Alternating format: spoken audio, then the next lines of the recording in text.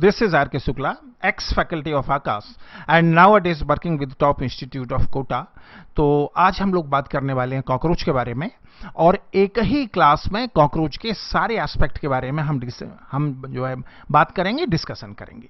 देखो, जब हम कॉकरोच की बात करते हैं तो एनसीईआरटी में कुछ ही कॉकरोच का डिटेल है, उसको मैंने जो है इस चार्ट के फॉर्म में लिया है। तो सबसे पहले चार्ट के बारे में हम बात करते हैं। अगर कॉकरोच के आप कलर की बात करते हो तो कैसा कलर है? ब्लैक है, ब्राउन है, येलो है, और कभी सभी रेड और ग्रीन भी होता है। अगर आप कॉकरोच के साइज की बात करते हो तो 1/4 इंच से लेकर 3 इंच। अगर आप सेंटीमीटर में बात करोगे तो 0.7 से लेकर 7.6 सेंटीमीटर। और अगर आप बात करते हैं पेरिप्लेनेटा के बारे में तो कितना रहेगा? 34 to 53 मिलीमीटर। अगर आप बॉडी सेगमेंट का बात करोगे तो कितना बॉडी सेगमेंट है? कुल मिलाकर 3 बॉडी सेगमेंट है। हेड है, थोरैक्स है और एब्डोमेन है। अगर आप हैबिट एंड हैबिटेट की बात करते हो तो सबसे पहले नॉक्चर्नल का मतलब क्या होता है? रात्रिचर। ऐसे एनिमल जो है मतलब अपनी एक्टिविटी को शो करते हैं अंधेरे में, डैम्प में या नाइट टाइम में। Such kind of animal are called as nocturnal. Omnivorous का मतलब क्या होता है? ओमनीवोरस का मतलब क्या होता है? ऐसे एनिमल जिनका जो फीडिंग मटेरियल, जिनका भोजन बहुत ज्यादा वाइड होता है, जो कम से कम 4-5 कैटेगरी का फूड मटेरियल को ग्रहण कर सकते हैं और उसका डाइजेशन भी कर सकते हैं। जैसे कि वेजिटेरियन आइटम है, नॉन वेजिटेरियन आइटम है, फ्लैश वगैरह, क्लॉथ, वुलन आइटम, मतलब ये बहुत सा जो है कुछ ही चीजें हैं। अगर प्लास्टिक जैसी चीजों को छोड़ दिया जाए तो बाकी सारी चीजों को ये खा सकते हैं और उसका डाइजेशन भी कर सकते हैं। So such kind of animal are called as omnivorous. Omnivorous को हिंदी में क्या बोलते हैं? सर्वहारी। उसके अलावा रेसिडेंट ऑफ ह्यूमन होम, हमारे घरों में ये रहते हैं और हमारे सीरियस पेस्ट है। पेस्ट का मतलब क्या होता है? पेस्ट का मतलब ये होता है जो कि हमारे जो आर्थिक रूप से महत्वपूर्ण वस्तुएं हैं उनको लॉस पहुंचाते हैं। Such kind of animal are called as pause. Such kind of animal are called as pest. और बहुत सारी बीमारियां ये जनरेट करते हैं, तमाम सारी बीमारियां हैं जो इनके कारण पैदा होती हैं। अगर आप अदर फीचर की बात करोगे तो लॉन्ग एंटीना इनमें पाया जाता है, लेग पाया जाता है, flat extension of upper body ball and conceal head. इनका जो अपर बॉडी बॉल है फैला होता है, जिसके चलते हेड इनका छुप जाता है। इस बात को अच्छी तरह से दिमाग में सेट करके रखना है। अब यहां पर हम बात करते हैं, सबसे पहले इसका एक्सोस्केलेटन का बात करते हैं, और बॉडी का हमने एक टीएस लिया हुआ है। आप ध्यान से देखेंगे, ये बॉडी कैविटी है and this is body ball. जो यहां ये दिखाई दे रहा है कुछ ये जो लेयर आपको दिखाई दे रहा है, this is called as body ball. Body ball के बाहर एक लेयर और भी आपको दिखाई दे रहा है रेड कलर में, ये बॉडी बॉल हुआ। और बॉडी बॉल के बाहर ये जो लेयर आपको दिखाई दे रहा है, this is called as arthrodial membrane. अब एक बात आपको यहां पर याद रखना है, जितने भी आर्थ्रोपोड हैं, सभी आर्थ्रोपोड में बॉडी बॉल के बाहर एक एडिशनल मेम्ब्रेन है and this additional membrane is called as arthrodial membrane. अच्छी तरह से इस बात को याद रखना है। सेंटर में क्या है? सेंटर में बॉडी कैविटी, उसके बाद बॉडी बॉल और बॉडी बॉल के बाहर आर्थ्रोडियल मेम्ब्रेन। ठीक है, अब देखो, आर्थ्रोडियल मेम्ब्रेन के डॉर्सल साइड में एक पीस लगा हुआ है, दिस इज कॉल्ड एज स्टर्गम। अगर आप आर्थ्रोडियल मेम्ब्रेन की बात करते हो तो देखो, इसके डॉर्सल साइड में ये पीस है and this piece is called as tergum. इसी तरह से इसके वेंट्रल साइड में भी एक पीस है और ये पीस क्या कहलाता है? This is called as sternum. और इसके लेटरल साइड में 1 पेयर पीसेस हैं, जिसको मैंने यहां बनाया हुआ है ब्लू कलर से, and this 1 pair pieces are called as pleura. ये क्या कहलाते हैं? ये पिल्यूरा कहलाते हैं। इस बात को दिमाग में सेट करना है। इसका मतलब एक पीस जो है टर्गम डॉर्सल साइड में है, एक वेंट्रल साइड में है और जो है 1 पेयर लेटरल साइड में है, और ये चारों मिलाकर क्या करते हैं? पूरे बॉडी को कवर कर देते हैं and all these are collectively called as exoskeleton. अगर इन चारों को आप मिला लोगे तो ये चारों मिलाकर क्या कहलाएंगे? सब मिलाकर कहलाएंगे एक्सोस्केलेटन। इस बात को दिमाग में सेट करके रखना है। ठीक है, फिर थोड़ा और जाके हम देखते हैं एक्सोस्केलेटल कंटेंट का स्ट्रक्चर, थोड़ा सा और ज्यादा हम देखते हैं डिटेल में। तो एक छोटा सा सेक्शन हमने यहां पे लिया है। देखो, ये क्या हो जाएगा? ये बॉडी बॉल हो जाएगा। बॉडी बॉल के बाहर क्या हो जाएगा? आर्थ्रोडियल मेम्ब्रेन हो जाएगा। और आर्थ्रोडियल मेम्ब्रेन के बाद देखना, ये एक एक्सोस्केलेटल कंटेंट हमने बनाया हुआ है, टर्गम हमने बनाया हुआ है। तो देखो, इसमें कई सारे छोटे छोटे पीसेस हैं। अगर मैं बात करूं तो 1 2 3 4 5 6 पीसेस यहां पर दिख रहे हैं, और वास्तव में ऐसे कई सारे पीसेस होते हैं and these pieces are called as स्कैलीरा।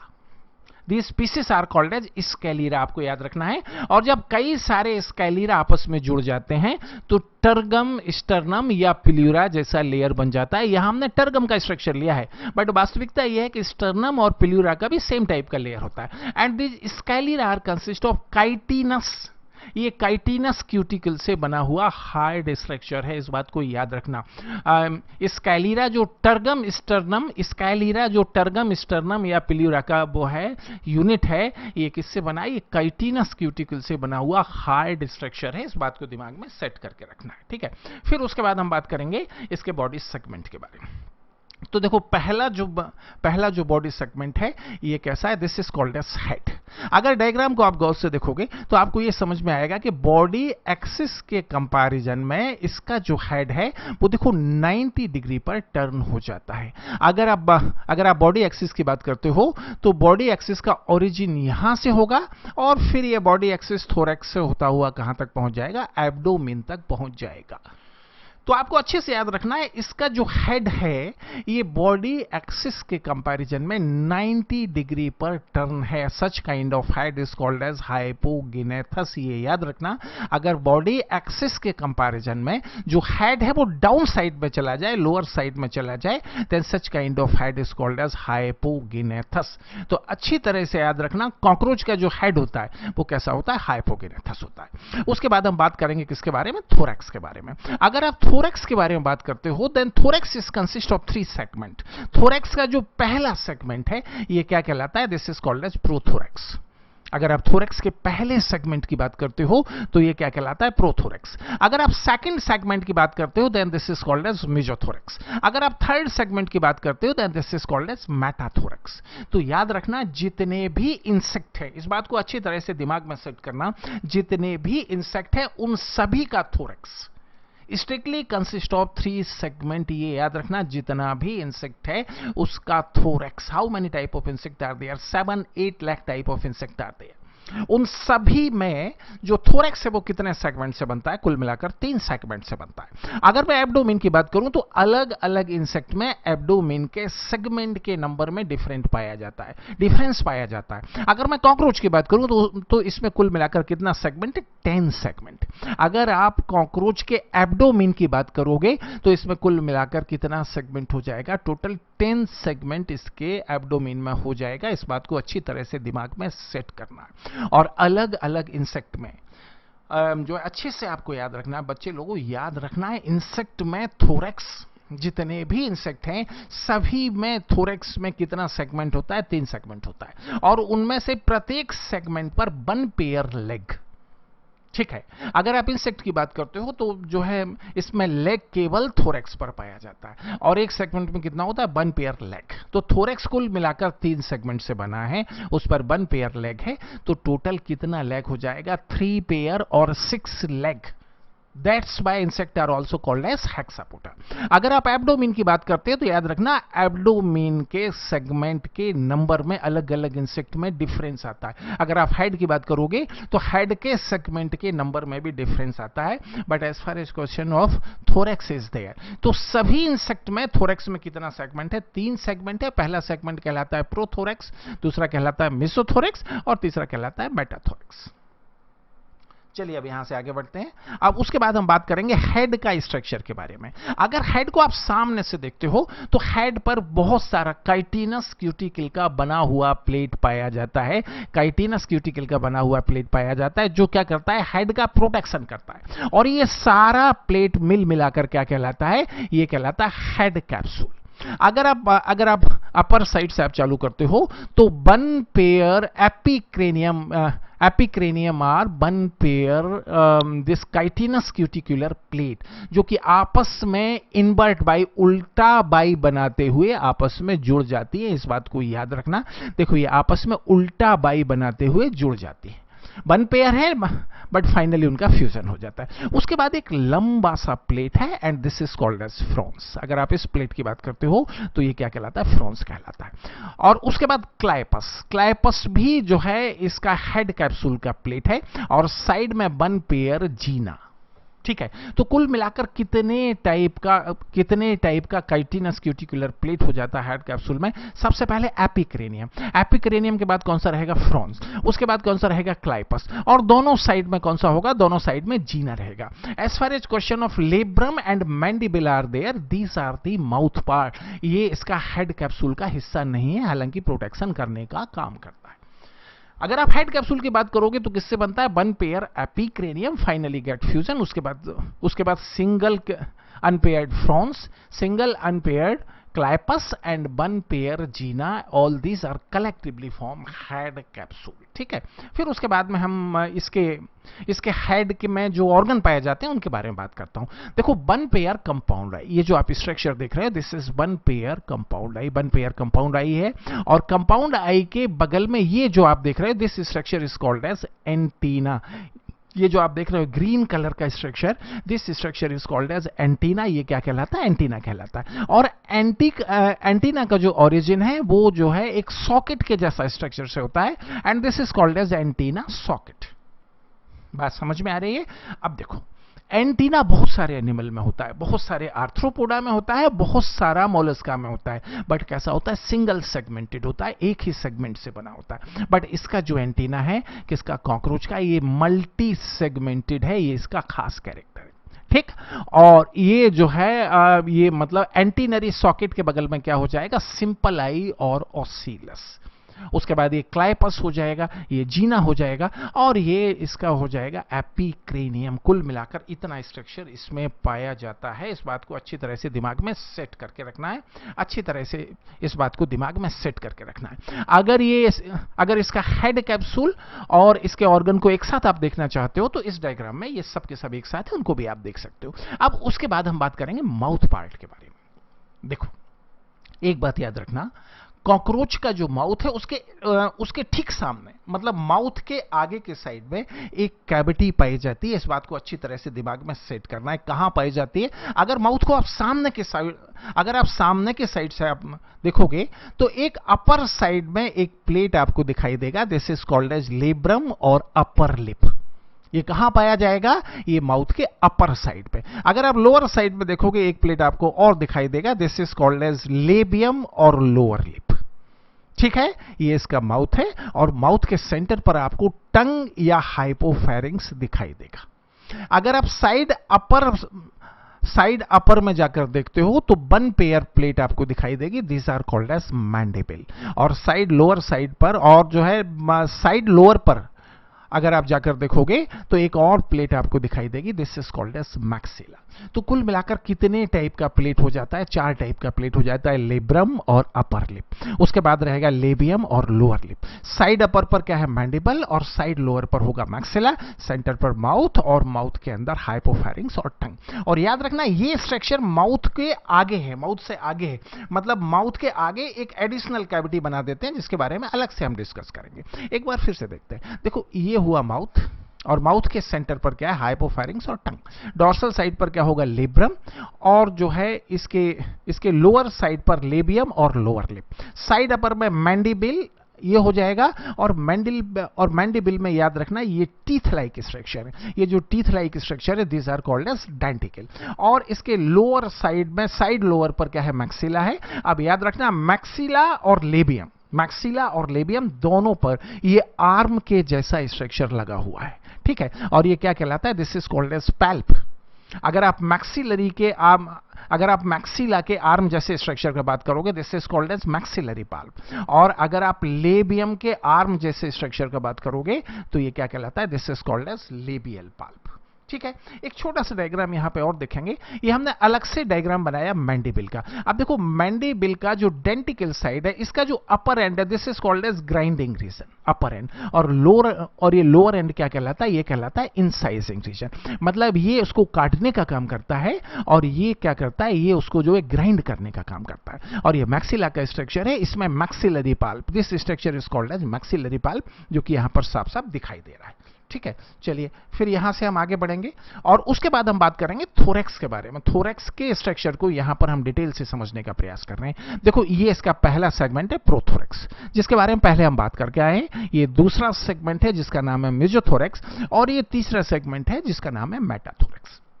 पहले हम बात करते हैं प्रोथोरेक्स के बारे में। प्रोथोरेक्स पर एंटीरियर एंड पर एक एक्सटेंशन पाया जाता है जो क्या करता है, हेड को कनेक्ट करने का काम करता है।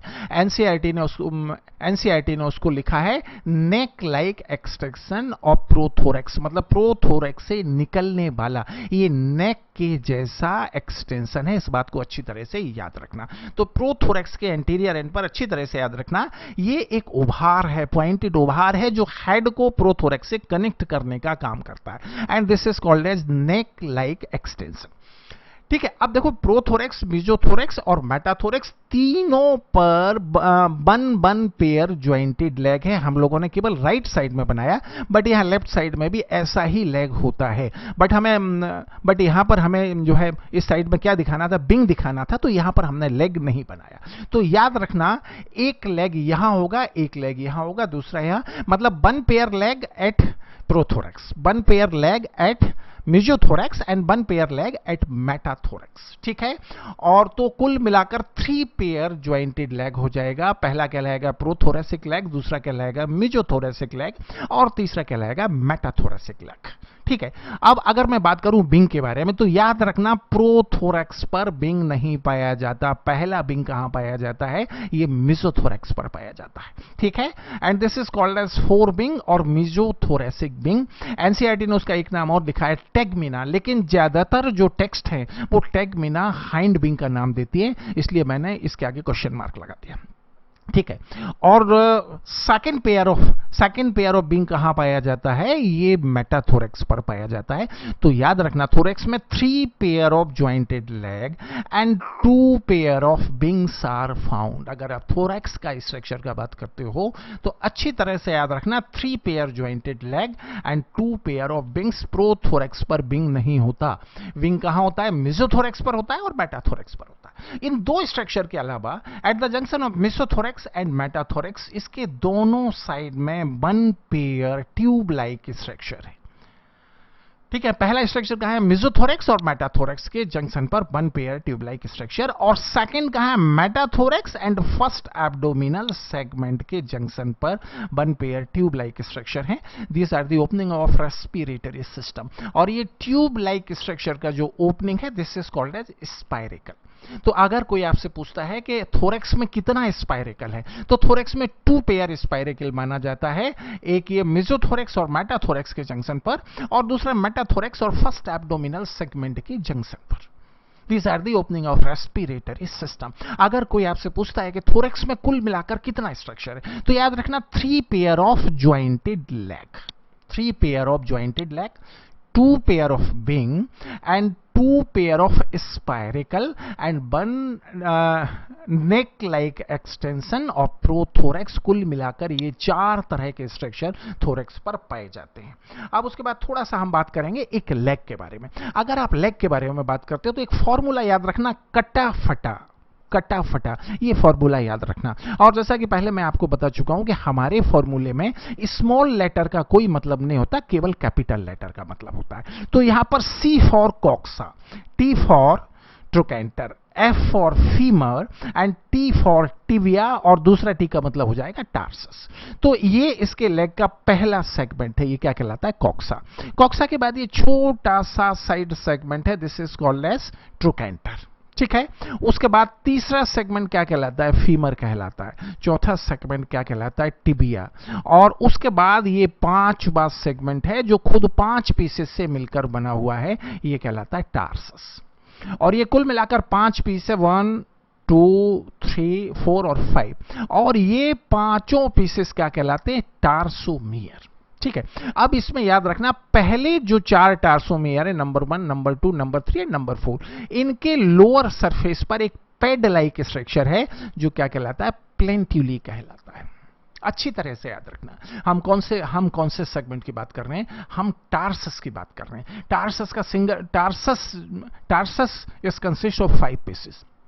कितने पीस से बना है, ये कुल मिलाकर 5 पीस से बना है, जो क्या कहलाते हैं, टार्सोमियर कहलाते हैं। इनमें से पहले चार के नीचे देखो, ये एक पैड लाइक स्ट्रक्चर है, and this pad like structure is called as plantulae. क्या कहलाता है, प्लेंट्यूली। और 5वां जो लास्ट है उस पर देखो 1 pair claw, one pair claw, पंजे जैसा स्ट्रक्चर, और उसके बीच में एक पैड लाइक स्ट्रक्चर है। This pad like structure is called as pulvillus और एरोलियम। ठीक है, तो ये टोटल कितना सेगमेंट हो जाता है, अब काउंट कर लो, 9 सेगमेंट हो जाता है, कॉक्सा, ट्रोकेंटर, फीमर, टिबिया, और 5 जो सेगमेंट है वो किसका है, वो टार्सस का है। So one jointed leg of cockroaches consist of overall 9 segment. अब उसके बाद हम बात करेंगे किसके बारे में, एब्डोमेन के बारे में बात करेंगे। देखो ये एब्डोमेन है, and abdomen overall is consist of 10 segment. यहां से देखकर आप यहां तक देख लो 10 सेगमेंट से बना होता है। ठीक है, अब अच्छे से याद रखना, इसमें जो पहला सेगमेंट और मेटाथोरेक्स के बीच में पहला स्पाइरेकल है, और इसके जितने सेगमेंट हैं सभी के जंक्शन पर स्पाइरेकल, वन पेयर स्पाइरेकल पाए जाते हैं। Spiracles are opening of respiratory system. कितना स्पाइरेकल पाया जाता है, वन पेयर, और यहां पर थोरेक्स में टोटल स्पाइरेकल का नंबर कितना हो जाएगा, टोटल नंबर हो जाएगा 8 पेयर।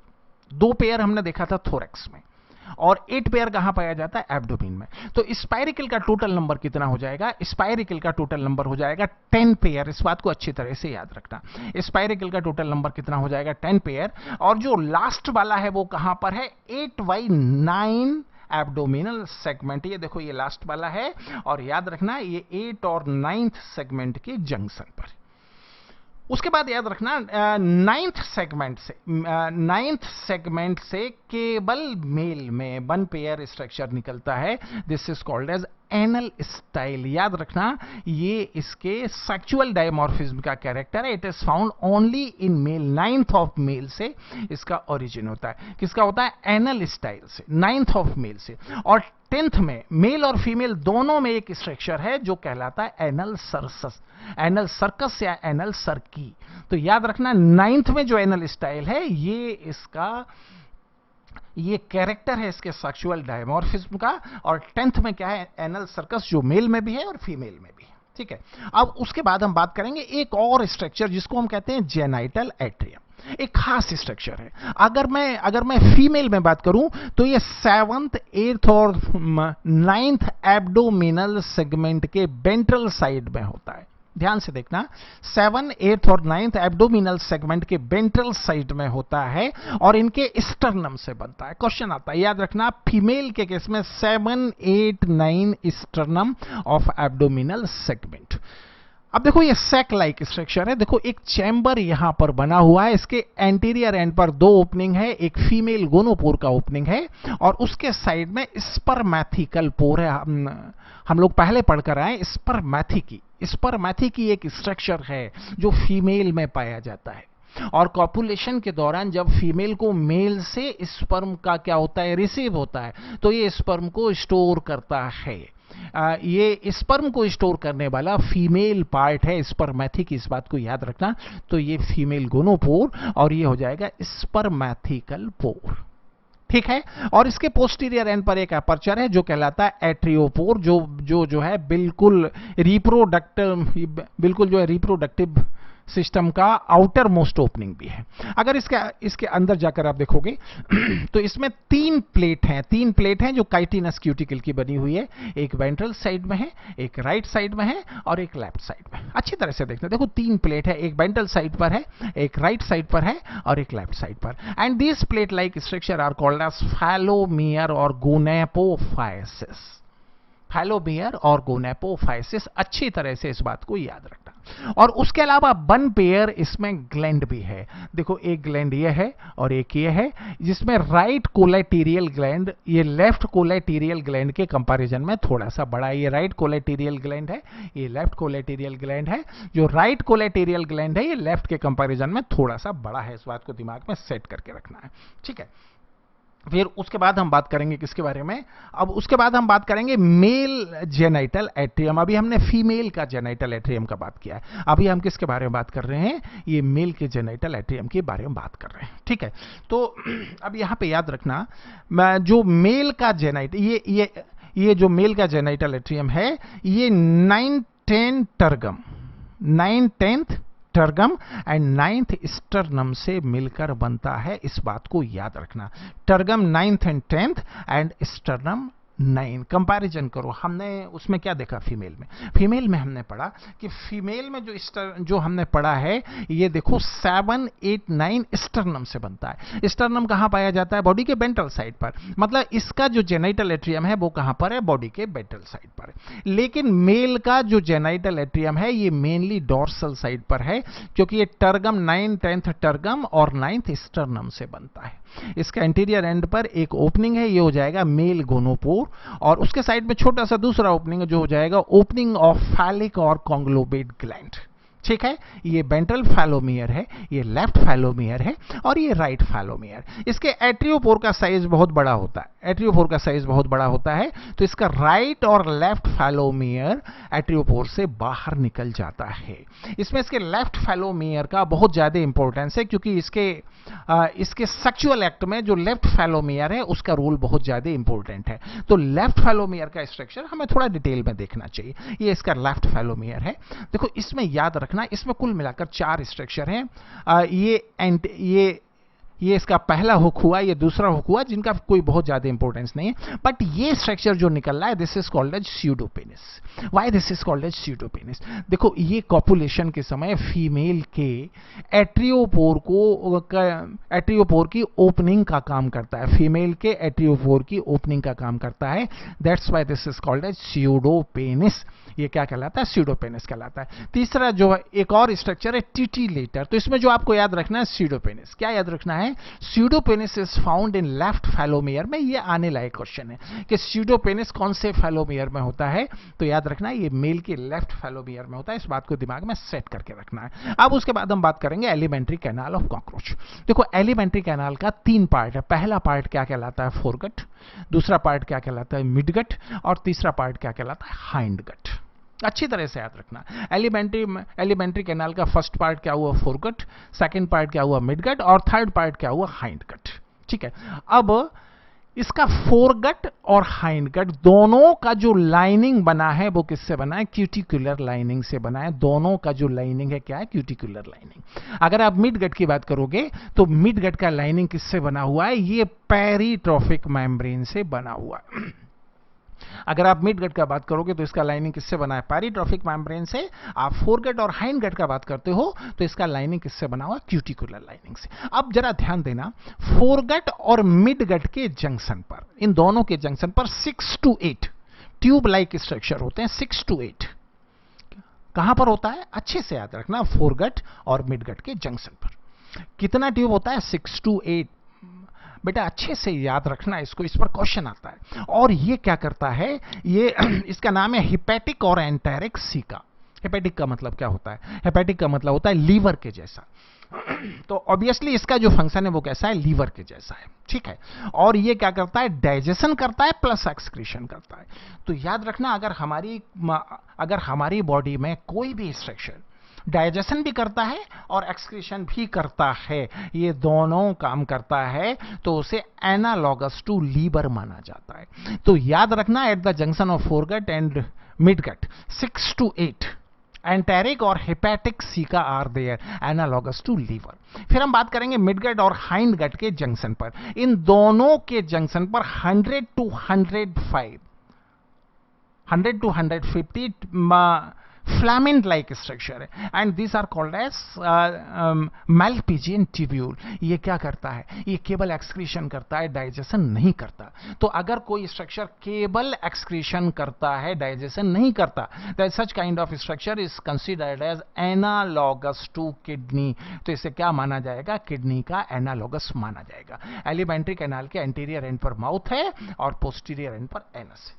अभी एलिमेंट्री कैनाल का थोड़ा हमें और जो है डिटेल में स्ट्रक्चर देखना है। देखो ये फोरगट को हमने अलग से बनाया। अब यहां ध्यान से देखना, देखो ये माउथ है, हमने पढ़ा माउथ पार्ट। माउथ के आगे एक कैविटी बनता है। कौन बनाता है? माउथ पार्ट बनाता है। ये डॉर्सल साइड वाला क्या हो जाएगा? लेब्रम।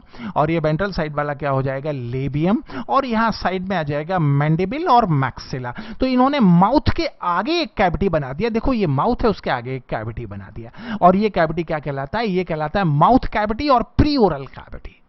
ठीक है, उसके बाद क्या? फेरिंग्स। और फेरिंग्स में 1 पेयर सलाइवरी ग्लैंड का ओपनिंग होता है। ठीक है, जिसमें ये सलाइवरी ग्लैंड है और उसके अलावा सलाइवा का रिजर्वॉयर। उसके बाद इसोफेगस, इसोफेगस के बाद क्या है, क्रॉप।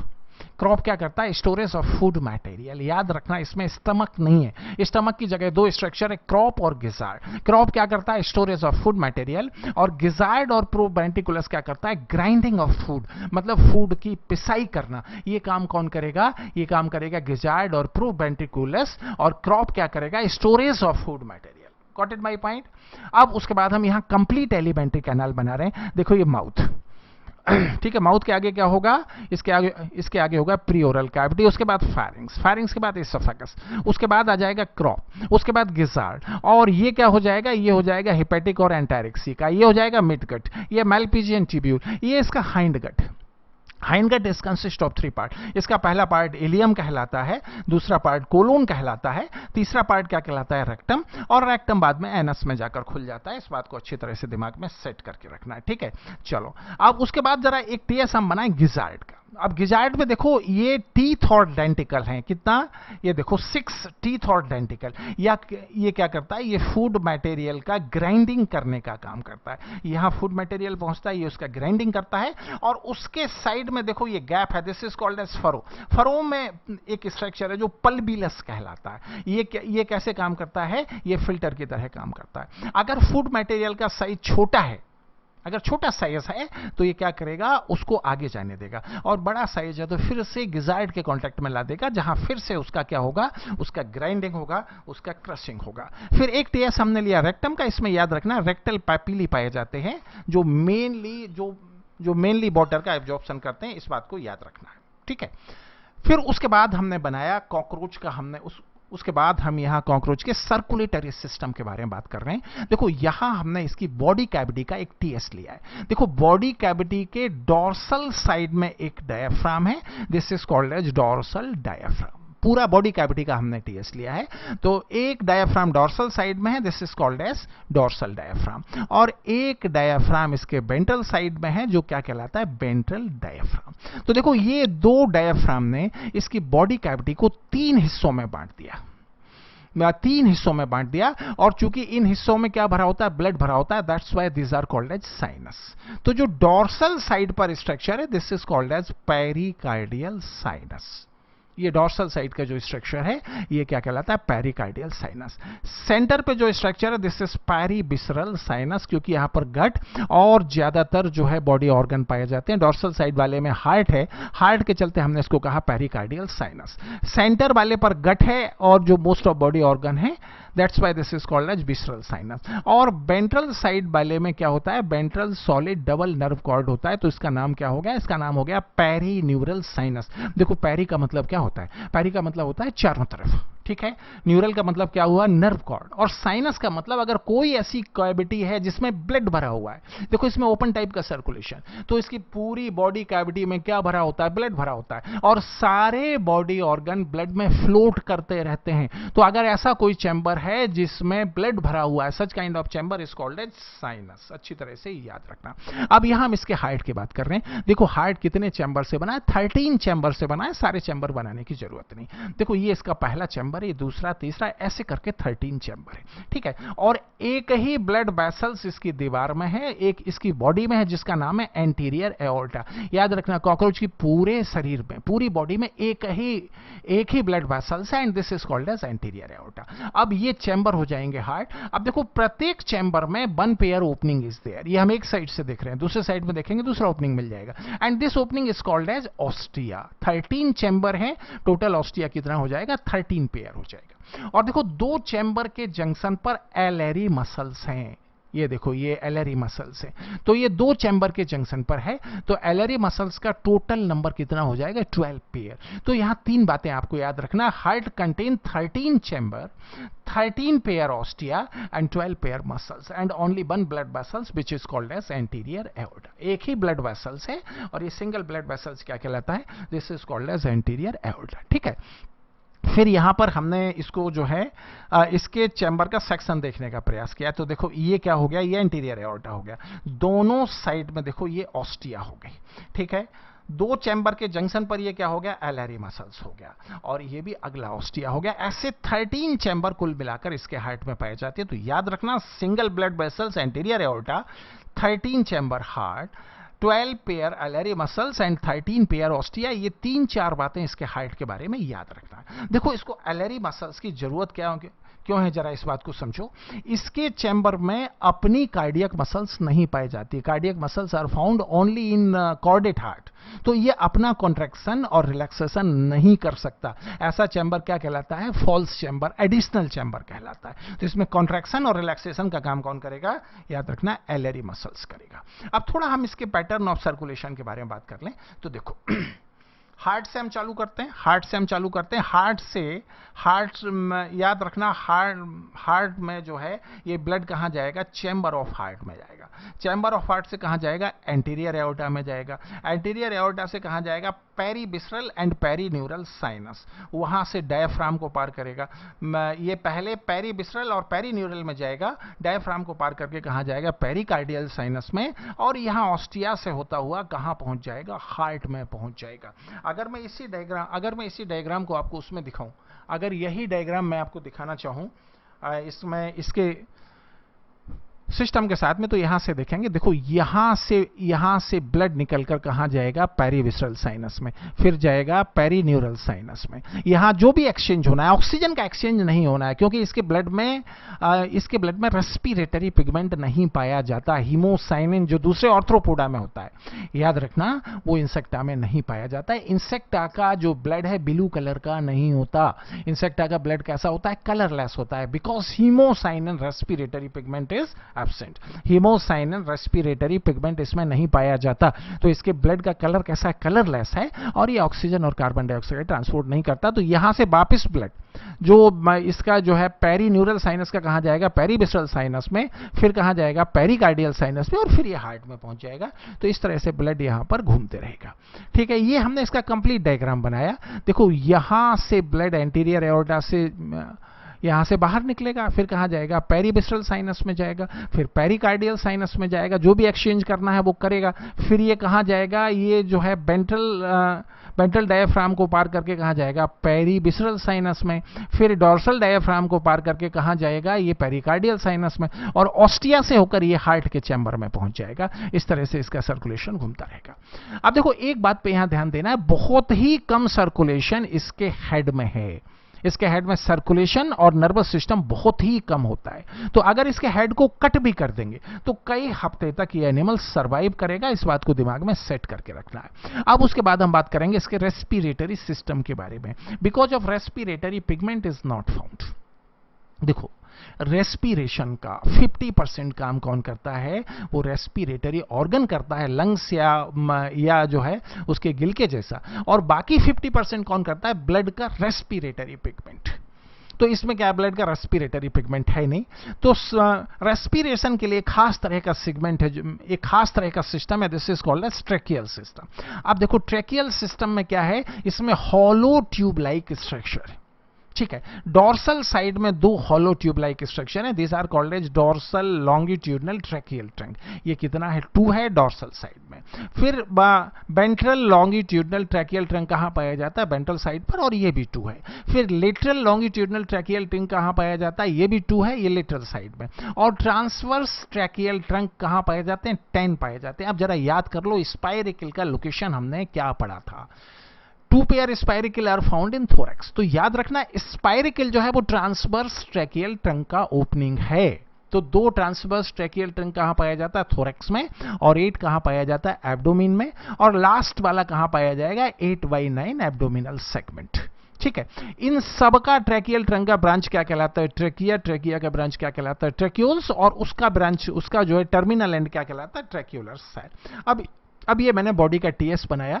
तो देखो ये डॉर्सल लॉन्गिट्यूडनल ट्रैकियल ट्रंक, ये 2 कहां हो जाते हैं, ये डॉर्सल लॉन्गिट्यूडनल ट्रंक कहां हो जाते हैं, डॉर्सल साइड पर। ये हो जाएगा लेटरल लॉन्गिट्यूडनल ट्रैकियल ट्रंक, जिसको हमने ग्रीन कलर से बनाया। ये कहां हो जाएगा? लेटरल साइड में। और इसका ओपनिंग देखो, इसका ओपनिंग ये हुआ, ठीक है। ये हो जाएगा वेंट्रल लॉन्गिट्यूडनल ट्रैकियल ट्रंक। और इन सबको कनेक्ट करने वाला स्ट्रक्चर जो बीच में है, this is called as transverse tracheal trunk. याद रखना, दिस कंप्लीट स्ट्रक्चर जो इन 6 लॉन्गिट्यूडनल ट्रैकियल ट्रंक को कनेक्ट करने का काम कर रहा है, ये क्या कहलाता है? ये कहलाता है ट्रांसवर्स ट्रैकियल ट्रंक। इस बात को याद रखना। और ये इसका ओपनिंग हो गया स्पाइरिकल, और स्पाइरिकल में एक स्फिंक्टर भी पाया जाता है। इस बात को याद रखना। अगर इसी डायग्राम को हम दूसरे एंगल से देखें, लॉन्गिट्यूडनल सेक्शन में देखें, तो देखो ये हो जाएगा dorsal longitudinal tracheal trunk. Colour का याद रखेंगे, लेबलिंग का कलर और स्ट्रक्चर का कलर मैं एक ही रखता हूं। तो ये हो जाएगा डोर्सल लॉन्गिट्यूडनल ट्रैकियल ट्रंक। ये हो जाएगा लेटरल लॉन्गिट्यूडनल ट्रैकियल ट्रंक। क्योंकि डोर्सल साइड से हम देख रहे हैं तो वेंट्रल लॉन्गिट्यूडनल ट्रैकियल ट्रंक हमें नहीं दिखाई देगा। और इन सब को जोड़ने वाला स्ट्रक्चर ये क्या है? ट्रांसवर्स ट्रैकियल ट्रंक, जो कुल मिलाकर 10 है। 2 थोरैक्स में है और 8 कहां पर है? एब्डोमेन में। बात समझ में आया? तो इस तरह का स्ट्रक्चर इसका रहेगा। अब ये हुआ ट्रैकियल ट्रंक। उसकी ब्रांच क्या कहलाता है? ट्रैकिया। ट्रैकिया की ब्रांच क्या कहलाती है? ट्रैकियोल्स। ट्रैकियोल्स के टर्मिनल एंड पर एक सेल है जो कहलाता है ट्रैक्यूलर सेल। फिर यहां से क्या निकलता है? यहां से निकलता है ट्रैक्यूल्स। ये जो है यहां से निकलता है ट्रैक्यूल्स। और ये बॉडी सेल के या टिश्यू के डायरेक्ट कॉन्ट्रैक्ट में ये होता है ट्रैक्यूल्स, ठीक है। तो याद रखना, मतलब जो अंदर एयर आएगा, अंदर जो एयर आएगा वो कहां से आएगा? स्पाइरिकल से आएगा। वहीं से बाहर जाएगा। स्पाइरिकल से कहां जाएगा? ट्रैकियल ट्रंक में, वहां से ट्रैकिया में, वहां से ट्रैक्यूल में, और वहां से ये ट्रैक्यूलर सेल में से होता है। ट्रैक्यूल से इन एयर से होता हुआ ये कहां पहुंच जाएगा? डायरेक्टली सेल तक पहुंच जाएगा। एक डिफरेंट टाइप का सिस्टम है। क्यों पाया जाता है? इसलिए पाया जाता है क्योंकि इसमें रेस्पिरेटरी पिगमेंट नहीं पाया जाता। अब उसके बाद हम बात करेंगे एक्सक्रीटरी सिस्टम ऑफ कॉकरोच, ठीक है। देखो इसका जो मेन ऑर्गन है वो क्या है? मैलपीजियन ट्यूब्यूल है, जो इसका मेन एक्सक्रीटरी ऑर्गन है, जिसको हम पढ़ कर आए हैं। कहां पाया जाता है? मिडगट और हाइंडगट के जंक्शन पर। कितना? 100 to 150। और ये इसका एक्सेसरी एक्सक्रीटरी ऑर्गन है। कौन कौन सा है? फैट बॉडी है, यूरिकोस ग्लैंड है, और नेफ्रोसाइट। इसका फॉर्मूला हो जाएगा fun. F for fat body, U for uricose gland, and N for nephrocyte, ठीक है। अब थोड़ा सा बात कर लें किसके बारे में? मैलपीजियन ट्यूब्यूल के बारे में। Each tubule is lined bye glandular and ciliated epithelium. इसका हम स्ट्रक्चर देखें, और ये एनिमल कैसा है? यूरिकोट है। लेकिन इसका स्ट्रक्चर हम देखने का प्रयास करते हैं। देखो ये हमने इसका टीएस लिया, तो ये इसका सेल है, और सेल कैसा है? ग्लैंडुलर और सिलिएटेड है। याद रखना, ये क्वेश्चन बार बार आता है। मैलपीजियन ट्यूब्यूल का जो सेल है वो कैसा है? ग्लैंडुलर है और सिलिएटेड है। और उसके अंदर देखो ये ब्रस्ट बॉर्डर भी है, और सेंटर पे क्या है? सेंटर पर इसमें ल्यूमेन है, ये याद रखना, ठीक है। फिर हमने इसका लॉन्गिट्यूडनल सेक्शन लिया, तो देखो ये इसका डिस्टल पार्ट है, जो एलिमेंट्री कैनाल से दूर होगा, ये एलिमेंट्री कैनाल, वो क्या कहलाता है? सिक्रेटरी पार्ट, ठीक है। सिक्रेटरी पार्ट, ठीक है। और जो इसका प्रॉक्सिमल पार्ट है वो जो है एब्जॉर्प्टिव पार्ट है। क्या करेगा? एब्जॉर्प्शन करेगा। अब यहाँ पे सीक्रेशन का रोल क्या है?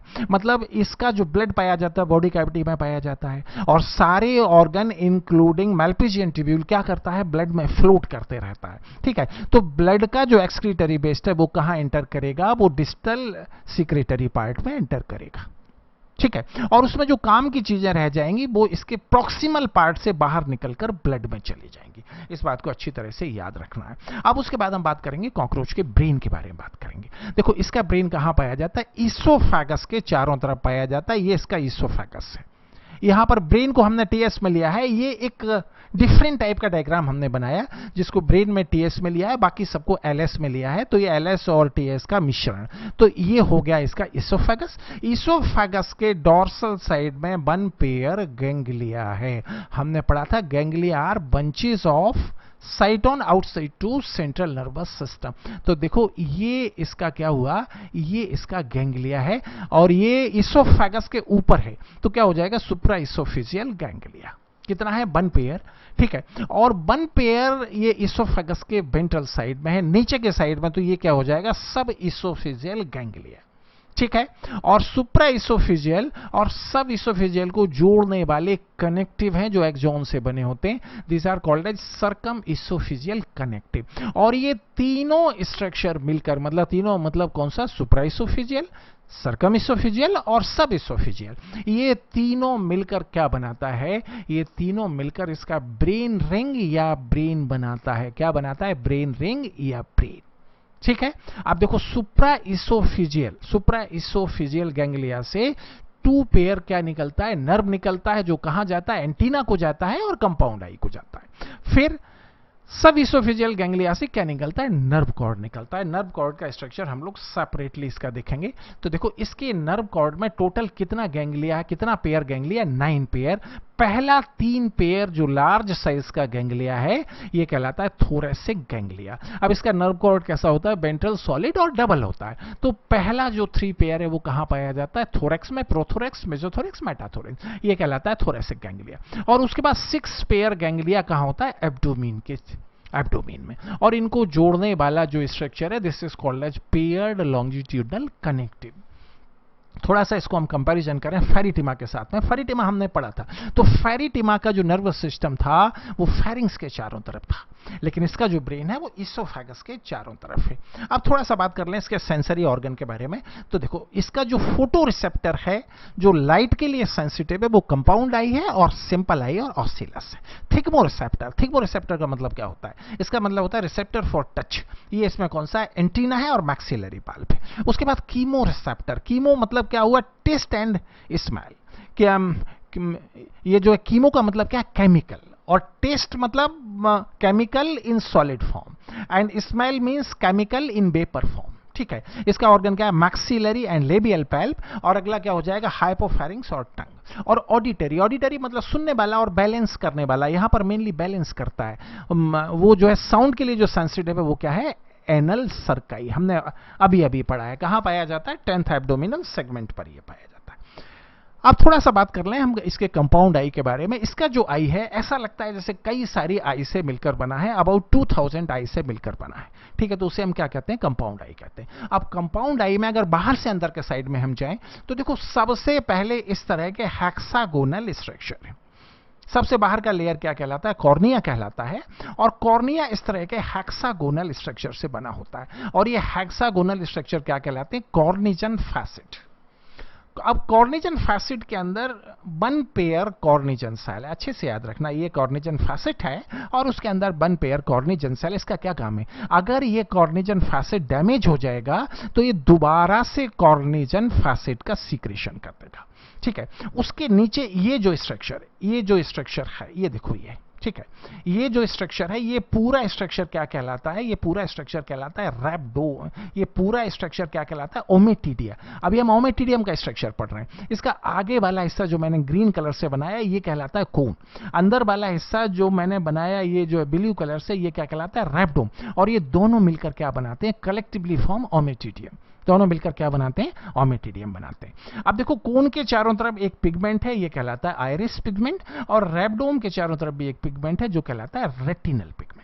तो ऐसे लगभग 2000 चैम्बर बन जाते हैं और सभी का अपना अलग अलग देखने का काम है। मतलब ये जो चैम्बर है ये अपने सामने वाले को देखेगा, ये चैम्बर अपने सामने वाले ऑब्जेक्ट के पार्ट को देखेगा, ये चैम्बर अपने सामने वाले ऑब्जेक्ट के पार्ट को देखेगा, और बीच वाले पार्ट को देखने का काम कोई भी नहीं करेगा। जिसके चलते इसके सामने वाला जो पार्ट है वो कैसा दिखाई देगा, ब्राइट दिखाई देगा, और बीच का भाग कैसा दिखाई देगा, ब्लैक दिखाई देगा। मतलब चेस बोर्ड के जैसा स्ट्रक्चर फाइनली इसके ब्रेन में बनकर तैयार होगा, जिसे हम कहते हैं मोज़ेक विजन। ठीक है। अब यहां पर एक ओमेटिडियम का हमने डिटेल स्ट्रक्चर देखा है। देखो ये कॉर्निजन फैसिड और ये कॉर्निजन सेल। अब यहां से यहां तक जो स्ट्रक्चर है जो ग्रीन कलर से बना है दिस इज कोन, इसको कहते हैं क्रिस्टलाइन कोन। अगर इसको टीएस में हम देखें तो इसके सेंटर पर कोन है और चारों तरफ 4 सेल हैं, this are called as cone cell और बाइट्रिली। ठीक है। उसके बाद ये रैप्डोम है सेंटर पर और इसके चारों तरफ 4 सेल हैं। देखो ये इसके चारों तरफ 7 सेल है। ये देखो सेंटर पर रैप्डोम, उसके चारों तरफ 7 सेल है और ये 7 सेल क्या कहलाता है, रेटिनल सेल। ठीक है। कोन के चारों तरफ आइरिस पिगमेंट है और रैप्डोम के चारों तरफ कौन सा पिगमेंट है? रेटिनल पिगमेंट है। इस बात को अच्छी तरह से याद रखना है, थोड़ा मेहनत करना है इस बात को समझने में। फिर अब देखो कंपाउंड आई ऑफ कॉकरोच, ये अभी तक जो कुछ हमने पढ़ा उसको हम समराइज कर लें। कॉर्निया किससे बना है? कॉर्निजन फैसिड एंड कॉर्निजल सेल। अगर मैं ओमेटिडियम की बात करूं तो उसका इंटीरियर पार्ट किससे बना है? एक कोन से बना है, 4 कोन सेल और आइरिस पिगमेंट। और पोस्टीरियर पार्ट किससे बना है? एक रैप्डोम, 7 रेटिनल सेल और रेटिनल पिगमेंट। ठीक है। और कंपाउंड आई के बारे में जो इसका विजन है, मोजाइक विजन। अभी हमने बात किया कि ओमेटिडियम के सामने का दिखाई देता है तो कैसा एरिया बनेगा? ब्राइट एरिया बनेगा। और ओमेटिडियम के बीच का एरिया नहीं दिखाई देता तो फाइनल विजन में कैसा बनेगा? डार्कर, मतलब चेस बोर्ड के जैसा structure. And this is called as mosaic vision. इसमें 2 तरह का इमेज बनता है। किसमें? आर्थ्रोपोडा में। दिन के समय कौन सा बनता है? एपोजिशन इमेज बनता है। रात के समय कैसा बनता है? सुपरपोजिशन। अब मजे की बात देखो, तुम जो है मजे की बात ये देखो कि कॉकरोच कैसा है? नॉकटर्नल एनिमल है। मतलब ये क्या होता है? रात्रि काल में, मतलब नाइट के समय एक्टिव होता है। और नाइट विजन इसमें बनता ही नहीं है, सुपरपोजिशन विजन इसमें बनता ही नहीं है। मतलब जब ये रात को एक्टिव होगा उस समय इसका जो विजन है वो काम नहीं करेगा।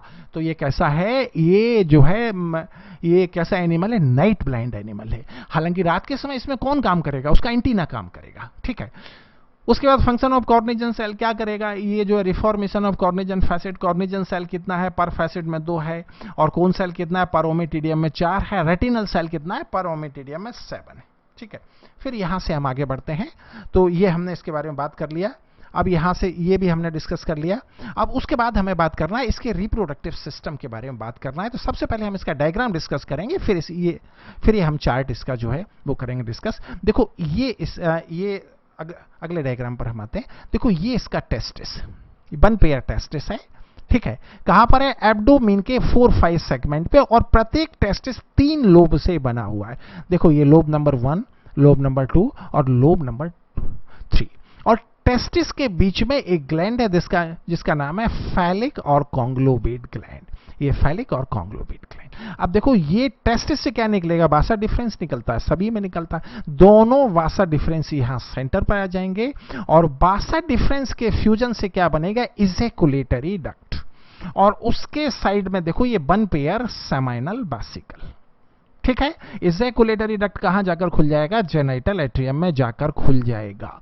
और ये फैलिक ग्लैंड है, ये फैलिक ग्लैंड है, ये फैलिक ग्लैंड है। ये भी जेनिटल फैलिक और कॉन्ग्लोबेट ग्लैंड, ये भी जेनिटल एट्रियम के बगल में आकर खुल जाएगा।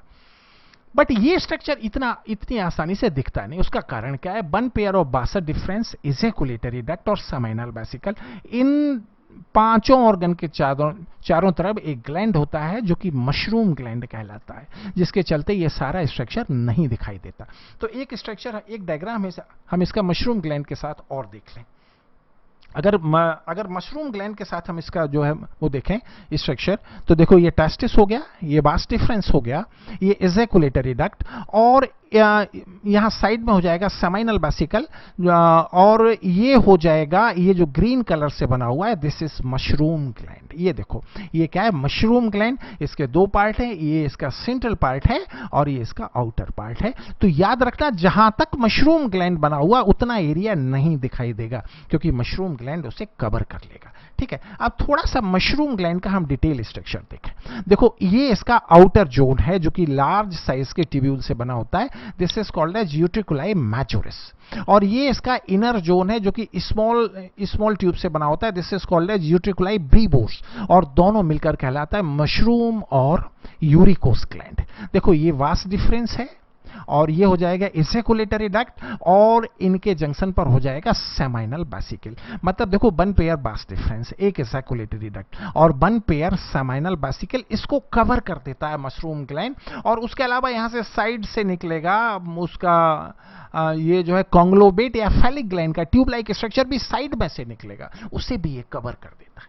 Got it my point? तो इस बात को अच्छी तरह से दिमाग में सेट करना है। तो ये हमने कंप्लीट स्ट्रक्चर देख लिया। अब देखो एक बात यहां पे और समझ लो। देखो वास डिफरेंस से क्या आएगा? स्पर्म आएगा। ये जो है वास डिफरेंस है, क्या आएगा? स्पर्म आएगा। और जब ये यहां पर इसके सेंटर पर आएगा तो यूट्रिकुलाई ब्रीवोर्स क्या करेगा? स्पर्म के चारों तरफ फूड मटेरियल का सीक्रेशन कर देगा। कौन कर देगा? यूट्रिकुलाई ब्रीवोर्स ने इसके चारों तरफ देखो ये फूड मटेरियल का सीक्रेशन कर दिया। उसके बाद यूट्रिकुलाई मेजोरिस, स्पर्म के चारों तरफ, एक स्पर्म नहीं है, ये जो है मिलियंस ऑफ स्पर्म, समझने के लिए हम लोग सिंगल बना रहे हैं, इसके चारों तरफ एक लेयर बना देगा। कौन बना देगा? यूट्रिकुलाई मेजोरिस। तो याद रखना, स्पर्म कौन बनाया? स्पर्म को तो टेस्टिस बनाया। स्पर्म के चारों तरफ फूड मटेरियल का फिलिंग कौन किया? यूट्रिकुलाई ब्रीवोर्स किया। और उसके चारों तरफ जो इनर मोस्ट लेयर है वो कौन बनाया? यूट्रिकुलाई मेजोरिस। मतलब मशरूम ग्लैंड का यहां पर दो काम है। मशरूम ग्लैंड का जो इनर मोस्ट पोर्शन है वो क्या करता है? फूड मटेरियल का सप्लीमेंटेशन करता है, और इसका आउटर पोर्शन क्या करता है? इनर मोस्ट लेयर बनाता है। ठीक है, फिर हम आगे बढ़ते हैं। अब देखो ये सेंटर पर क्या हुआ? स्पर्म हुआ, कौन दिया? टेस्टिस दिया। फिर उसके चारों तरफ ये फूड मटेरियल कौन भरा? यूट्रिकुलाई ब्रीवोर्स। फिर ये इसका इनर मोस्ट लेयर कौन बनाया? यूट्रिकुलाई मेजोरिस। फिर उसका ये जो सेकेंड लेयर है, मिडल लेयर, ये कौन बनाया? Ejaculatory duct. और आउटर मोस्ट लेयर कौन बनाया? ये बनाया फैलिक और conglobate gland. And this entire structure is called as spermatophore. याद रखना, कॉपुलेशन के समय स्पर्मेटोफोर का ट्रांसफर होता है मेल के जेनाइटल एट्रियम से फीमेल के जेनाइटल एट्रियम में। ठीक है, तो ये complete structure is called as spermatophore. अब यहां पर जो हमने एक चार्ट जो हमने बनाया था उसको एक बार हम और डिस्कस कर लें। ये चार्ट जो हम बात किए थे, देखो टेस्टिस कितना है? 1 पेयर है। 4 to 6 एब्डोमिनल सेगमेंट में 3 लोब्ड। वास्ट डिफरेंस कितना है? 1 पेयर है, एब्डोमिन में है। सेमाइनल बासिकल कितना है? 1 पेयर है। इजैकुलेटरी डक्ट कितना है? 1 है। और ये क्या करता है? Secretion of middle layer of spermatophore. Mushroom gland या यूरिकोस ग्लैंड, ये जो है एब्डोमिन के 6-7 सेगमेंट में ये 2 पार्ट से बनता है।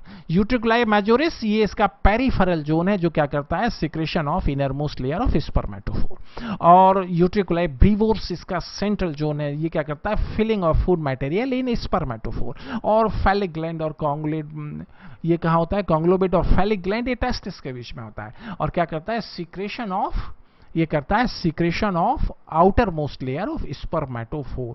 तो ये हमने तमाम सारा डायग्राम देखा। अब उसके बाद हम बात करेंगे फीमेल के बारे में। फीमेल में याद रखना 1 पेयर ओवरी है जो कि एब्डोमिनल सेगमेंट में 2 to 6 एब्डोमिनल सेगमेंट में है। And each ovary is consist of 8 ovariole. Oviduct कितना है? 1 पेयर है, 6 to 7 एब्डोमिनल सेगमेंट में है। कॉमन ओविडक्ट कितना है? 1 है एब्डोमिन में। स्पर्मेथी की एब्डोमिन में है, 1 है, क्या करता है? Storage of sperm. और कोलेटेरियल ग्लैंड ये कहां? एब्डोमिन में है, सिक्रेशन ऑफ ऊथिका। और जेनाइटल एट्रियम 7, 8, 9 एब्डोमिनल सेगमेंट में, साइट फॉर फर्टिलाइजेशन। अब हम बात करें, देखो इसका ओवरी का यूनिट क्या है? ओवेरियोल। तो सबसे पहले एक ओवेरियोल का स्ट्रक्चर हम जानने का प्रयास करते हैं। Single ovariole is consist of 3 part. इसका जो पहला पार्ट है this is called as terminal filament.